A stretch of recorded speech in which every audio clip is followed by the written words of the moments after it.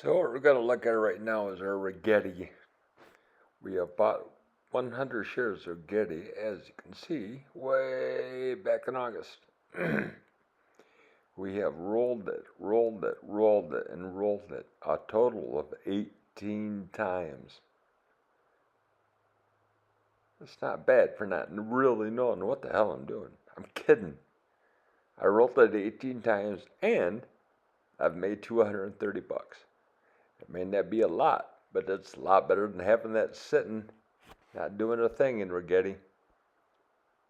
Just take a read of what ChatGTP says. I managed my risk all throughout the volatility, and I didn't lose my shares. My biggest was since September, when I rolled 1,400 to 23. So, like it said, I basically surfed rgti perfectly. Looking at the volatility and just hanging on to shares, knowing when to roll. That's what you got to do. Not in the money, you're out of the money. You're selling cover calls. This is how this works.